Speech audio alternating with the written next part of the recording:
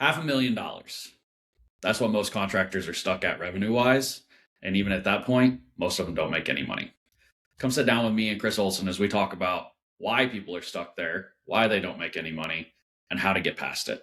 Chris, how you doing today, man? I'm doing good, man. It's been a wild few days and lots of work to be done, but I'm doing pretty good. How are you? You didn't take off New Year's Eve, New Year's Day, nothing? No, heck no, man. I know. We work all the time, but you're the firefighter thing, you're pretty good with 7 days a week, right? Yeah, well, and the biggest thing is like firefighting kind of ruined holidays and weekends for me. I take days off, but like I don't think about Tuesday any differently than Sunday because they're all just either work days or days off, depending on whether I need the day off or not. So people are always laughing why I'm working on Saturday, but I'm laughing on a random Tuesday while they're at work. I just want you to know I'm not laughing when you text me about work on a Sunday. Usually Fair cussing enough. you. That's fair. Cool. Well, Well, you picked the topic today, so walk me through what's the first line? Why are most guys stuck at 500,000? yeah. So let me give you the high level overview. So I think there's three big things that keep guys stuck at 500K or less. And you'll hear people say that like your work ethic or marketing or lead flow or all these different things are how you get past that line. But what they miss is that at 500K or less, most of the guys are stuck because of three things. They're stuck because they don't understand their numbers and they don't understand that more revenue doesn't equal more profit. So that's why so many guys are doing 3, 4, 5, 600K a year and barely making any money. The second one is they don't understand that chaos is not normal in business. They don't understand that they need systems and procedures of how things are done. Even if you don't have a dozen employees yet, and it's just you or you and one employee, you don't understand that you need systems. And the last one is they're usually thinking like an employee and not like the owner. So I want to dig into all three of those and hear what your thoughts are because those are the big three to me. Okay. I'll have some pushbacks, so walk me through it. Start with number Yes. one. So for number one, we can both agree that understanding your numbers and the financial metrics in your company is important. And I think what Yeah. it really comes down to is guys they don't understand revenue versus profit. Well, I think that's true, but I think that is a different point than the first thing you said. You said most guys are stuck at 500, and not understanding Mhm. profit's a different thing from being stuck at a revenue line. Yeah, I agree with that. And I guess that when I say stuck, I mean that they're on their own and they haven't grown past that point, and they think that making more revenue is going to help them grow. But if they're not making any profit, either gross or net profit, you have to have that buffer in your financials in order to invest in the things you need to grow, whether it be hiring that first employee or buying equipment or whatever it is. Sure. Yeah, I totally agree with that. Um, I just think the revenue side, if we're just strictly talking revenue before we get to profit, is definitely more of a marketing issue, a hustle issue, a networking issue, Mm-hmm. those types of things. And then profit is a whole nother conversation, not to downplay its importance. I think it's No, probably of course. more important to, I agree with you. Profit is more important than revenue, but I think they're two different conversations. Yeah, and I can understand that. I guess for the people listening, you and we're just talking about like gross profit versus net profit. We've talked about it in other videos, but if somebody's listening to the first time, walk me through why a gross profit margin is a big part of scaling and growth, and net profit is a different conversation. Yeah. So one, gross profit looks great, but if you're spending a ton of money, so first let's define it, right? Mhm. Where this is specifically for guys just getting started in their first year or two. So a lot of people don't actually know the difference between gross profit and net profit. So gross profit is just the money that's left over after your cost of goods sold. So money that is left over after things that directly contribute to making the project happen, whether that's materials, labor, dumpsters, porta potties, Mhm. permitting, architect fees, engineers fees, anything that has to happen in order for that project to move forward and get completed. Yep. But that doesn't include your insurance payment, your truck payment, your office rent, your computer, your phone, the stuff you need to run the business, right? Right. So that's what I was that none of that is necessary to do the project. It would be necessary to do the project legally or ethically or Mhm. without as much risk, but you have to put all those precursors for everything else to be necessary. You don't have to. I know guys that have run a construction company out of a car, have all the materials delivered, have their tools in the trunk. Is it glamorous? No. Did they get the job done until they could scale and afford the truck and move forward? Yeah, absolutely. Yeah. So that's the part of after cost of goods sold. That's all the stuff that takes gross profit and turns it into net profit. So net profit then is everything you have once you're done. Once every bill has been paid, once all of your employees have been paid, once you as the owner have been paid for what you do in the business. A lot of people miss that one. That's everything. So let's just say $1 million, right? If we have $1 million of work, let's say you sell $100,000 project. Actually, let's make it smaller for one project. You sell a $100K project. Yep. Yeah. Let's say your subcontractors, your in-house crews, your labor all costs 30 grand. And then let's say you've got another 20 grand of materials. Yep. So total project cost is 50K. Yep. So your gross profit in this instance is 50%, which if you don't know your numbers, you're just getting started, take your direct costs, double it. That's a great way to start. Yep.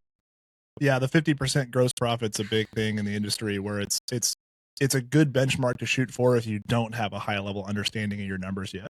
And a lot of people will tell you like, oh, you have to get 50%. And the reality is it's specific to your company. So some companies might operate really well on a 40% gross profit. Some companies you might need a 60 or 70% gross profit. But that kind of gets into the conversation of how much gross profit do you need to operate your company, and then how much gross profit do you need to make sure there's enough net profit at the end of the month or the year to meet your profit goals.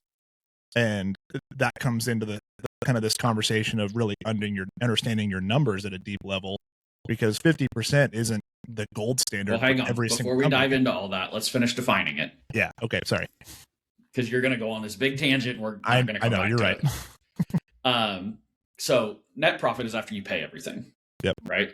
And so if your marketing costs and your insurance, like you talked about, your labor burden, all of those things, your trucks, your truck insurance, wraps, apparel, job signs, or like job site signs, all of that. To summarize, like everything you need to keep the lights on in your company, but not to do the work in the field.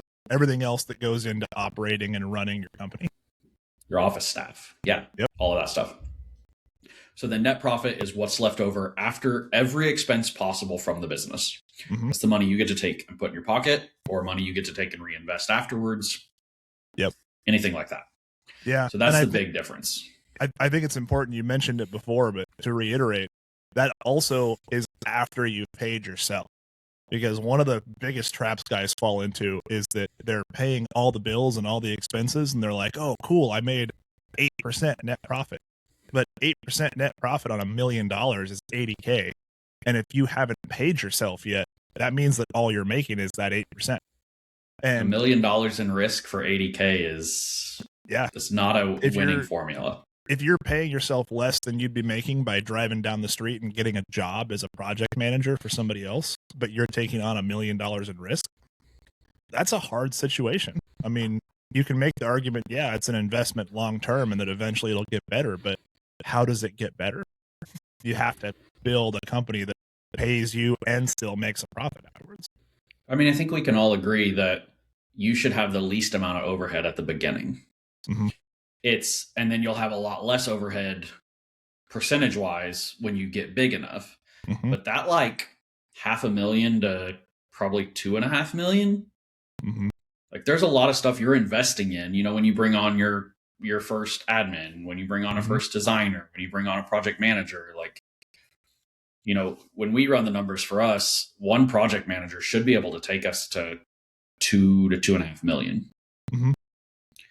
Well, if I have to make that investment for me to get over the $1 million mark, for me to take the hat of project management off, then that's a big investment. And he's taking 2.5 times the payroll of what he will take percentage wise when we get to that 2.5 million mark.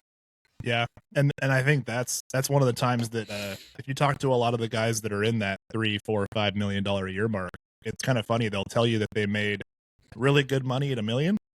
They made the same or less at 2 or 3, and then they started making a lot more at 4 or 5. And it's because that overhead spreads out with growth. And a lot of guys don't realize that you're increasing your capacity, but if that capacity isn't filled, then you're not really effectively spending that money, because when you're first starting, you're drastically increasing your overhead without increasing your revenue, which results in, at the end of the day, a lower gross profit, lower net profit. 100%. Yep. And to tie that back even to those guys we started talking about at the beginning, the guys that are doing 300, 400, 500K, it's the same thing as if you're doing 500K and you're driving around in a 2007 F-150 and you start making, I don't know, $3,000, $4,000, $5,000 in profit a month, and you go and buy a truck that has a $1,200 a month truck payment, and you're like, oh, my business can afford it. It's like, well, can it really afford it? Right. You have to look at it as a long term. I mean, your company can probably afford that truck if your gross profit supports it, but it means that you're paying yourself less, and you're getting paid less, and the company's less profitable. So every expense and everything that fits into the matrix of your numbers, you have to understand your numbers well enough to know whether you can truly support it, or whether you have the cash in your account. Just because you have cash in the account doesn't mean you can actually afford it. Yeah, 100%. Yeah. Well, we can go on a pretty deep rabbit hole about understanding your numbers, and we're going to be putting more content out about that. But I think the big picture is that to get past that wall of that 300, 400, 500K, those solo operators or the guys with one employee, the long story short is you have to understand your numbers deeply enough to make data-driven decisions. Because if you're trying to decide whether it's time to hire that admin, hire a VA, hire another employee, hire a crew lead, buy a new truck, you have to understand your numbers well enough to understand whether your company can support it and afford it. And that comes down to understanding your numbers really well. And when you start talking about growth and scaling, something that I always tell people is you can scale a poorly run company, but all you end up with is a bigger, poorly run company. So you have to have the company has to be profitable, and you have to be growing in a healthy way, because if you just end up growing something that isn't making any money, more revenue by itself doesn't solve your problems. More dollars coming in doesn't equate to more profit at the end of the month or the end of the year. And that's a really easy trap for guys to fall into. Sure. So, well, the next thing I had on the list is I wanted to talk about chaos being normal. Almost everybody in that boat of 300, 400, 500K, even getting close to $1 million, you can get a construction company or a contracting company or a home service company to $1 million a year by just working your ass off. And really what you have at that point is you have a very expensive, very risky job. So talk to me about your thoughts about how systems and procedures and like optimizations in your company take that chaos away and allow you to grow without just making something that's already chaotic bigger. Yeah. So I think the biggest trap when people start to really scale is they think that, well, I know how to do it. I'm the owner, so I don't need to have it written down. Yep. And when you start to look at, okay, well, now I've hired an admin. I know how to talk to people. I know how to answer the phone. I know how to answer questions. I know how to set a discovery call. I know how to set a site visit. I know how to handle all that. But then you get frustrated at your assistant because they don't do any of that the same way you do. Well, if you don't have a word track for them, if you don't have a script, if you don't have a process of how they should handle all of that, then you're really failing your team, because just because it's in your head doesn't mean that they understand how to do it. Mm-hmm. And that tracks for every new hire. And the whole idea of scaling is eventually you can take off hats, because at 4, 5, 600,000, you're wearing all the hats. Mm-hmm. But as we start to take that off, then you have to have systems and processes written down in order for them to do things the way you want to. Because ultimately it all comes back on you. It's your company. Yeah. Yeah. Two quotes come to mind about this that I hear over and over and over. Well, the first one is, whatever you tolerate becomes the standard. I can't remember who said it first. I think the last time I heard it was from Jocko. And at the end of the day, what contractors and almost any business owner doesn't realize is whether you have a system written down or not, it still exists.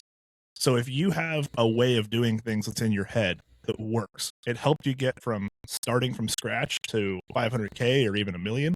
It obviously works. You're doing something right.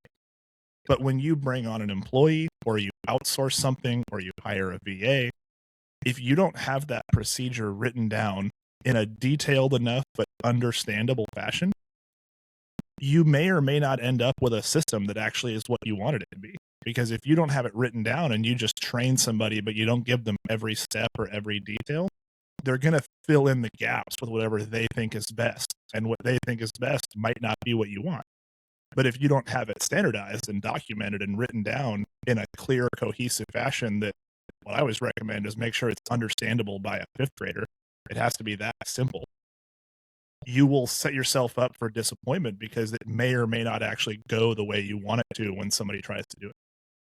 Yeah, 100%. Yeah, I totally agree with you. And I think that one of the biggest things that people forget is that at the end of the day, you can scale something that's super chaotic, but you're going to end up with just a bigger company bringing in more revenue that's still chaos. And not only is that stressful and keeps you up at night, it'll end up with problems in profitability, in health, in cash flow, and in so many other things, because all those little pieces of chaos, I always refer to it as death by 1,000 cuts. You lose 1% here, 1% there, 1% here, and you end up with upset clients, you end up with upset employees, and so many other things that could be avoided by just having things systematized and optimized and on paper. So if you don't have a standardized way of doing things, it's hard to hold people accountable or build a healthy company if you don't have a standardized way of doing things. Yeah, I completely agree. I think also it's way easier to get the systems down and then teach people rather than trying to build the airplane as you're flying. Oh, yeah. Anybody who's ever hired an employee without a standardized way of how they do things has had that moment of like, crap, how do I train somebody if I don't know how to tell them what they're supposed to do? Like Exactly. I did that once when I was new, and I'll never do that again. I remember I hired my first salesperson, and I had no idea how to train him to do what I had been doing for the 2 or 3 years before that. I mean, we had sold millions of dollars in work, but I had never written down my sales process. So I hired this salesman, and he sat down to shadow me for the first couple of weeks. And he actually said to me, he was like, "Do you not have a script or like a sales procedure or anything?" And I was like, "No, do you need that?" Yeah. And he just looked at me like I was insane, because this was a guy that had a little bit of construction experience, but had been in a sales role for almost 10 years at a couple of different companies. And he was like, "I've never worked for a company that sells as much as you do that doesn't have a standardized way of selling stuff." So he and I ended up sitting down, and he helped me create our first draft of our sales process. And it was just a wild experience, and I never want to do it again. Yeah, it's super important, man. Yeah. All right. Well, we'll shift to the last thing. So this is one that I'd love to hear your thoughts about. And I see it all the time with both clients and with colleagues in the industry, but it's that mindset shift from being the operator of out in the field, in the office, doing everything yourself, to shifting your mindset to thinking like the owner of a company.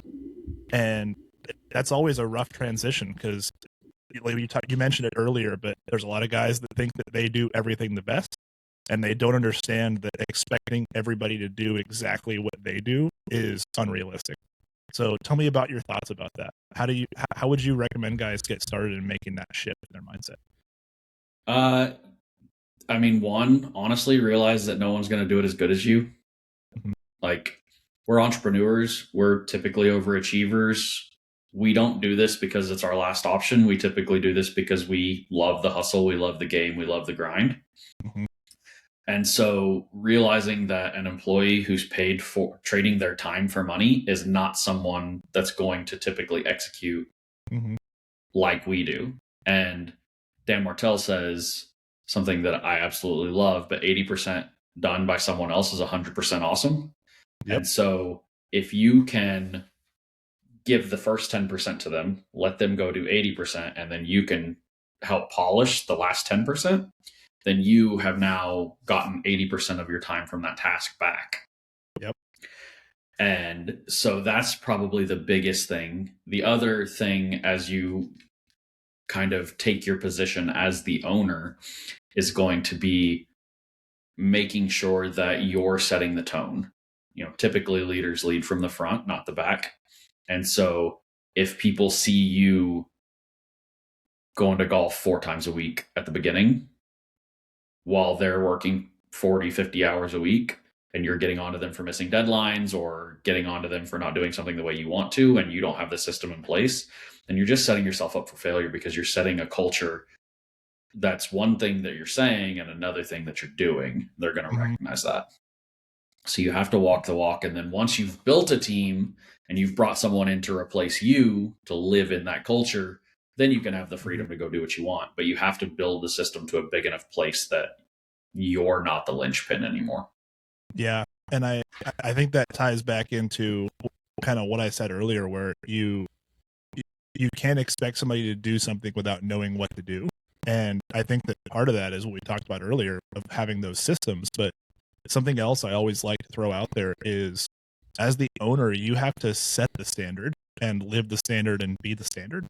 And we talk about that in the fire department all the time too, that getting promoted to lieutenant or an officer position or the chief doesn't mean you're not doing anything anymore. It means that you're now the example that everybody looks to on how things should be done. And as a business owner, it's the same thing. If you're, like you said, if you're playing golf all week and your guys are working hard, it's naturally going to be a little bit less effective than if you're the first one in the office and the last one to leave. And I think a lot of people, when they think of delegating and hiring and that mindset shift to being an owner, they think about it being less work. But I think the reality is it's not less work. It's just different work. You're thinking more big picture. You're thinking about the growth of the company. You're hiring strategically the right people. You're delegating the parts of things that you can give to somebody else. And if you get that 80%, that's a win, because you can now have 80% of your time back, like you said, to do things that are more important. And guys have a really hard time with that because they want to micromanage and do everything. But at the same time, there's more important things for you to be spending your time on most of the time. Yeah, totally agree with that. So we're getting close to wrapping up here, but I wanted to ask your thoughts on one last thing. So when we put all these things together, as the owner, you're keeping track of the numbers, you're keeping track of the details, you're building the systems, you're creating the procedures, you're holding the standard, and you're thinking like the owner. And how do you put all that together on a day-to-day basis? Like, how do you hold that line every day? What's your thoughts about that level of consistency and what that requires?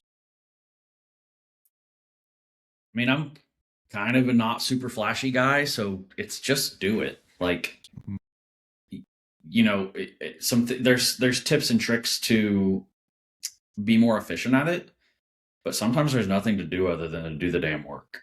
So some of the things that I like to do is, like, I will write out my task list either before I'm done with my workday for the next day or at night before I go to bed. And so then I just have to execute. And then I try really hard to time block my day as much as possible. That way I can make sure that all of the things are taken care of, especially as you grow and you have more employees and you need to spend one-on-one time with them and you need to make sure you're building those relationships and mentoring. It can be really hard for, especially the highest achievers, for you to kind of ignore because they're doing so well. You don't need to spend time with them when you could go spend time with someone who is struggling or is being middle of the road but has the potential to be great. Yep.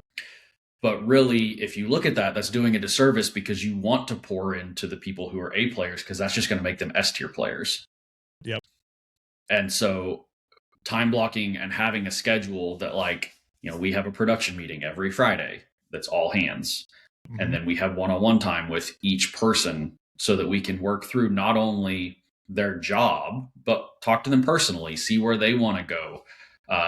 When we do our reviews, we talk about, like, where do you want to be in a year? Where do you want to be in 5 years? Some people aren't money motivated. They say, I really want to get to the point where I just work my 9 to 5 and can go home. Okay, well, this is how we get there. Mm-hmm. And then making sure that you're taking time.